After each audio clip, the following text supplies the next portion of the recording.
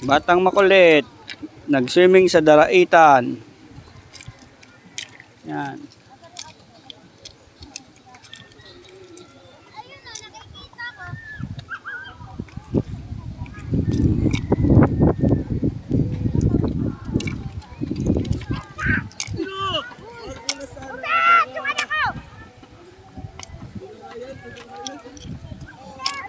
Sarap ba mag-swimming dito?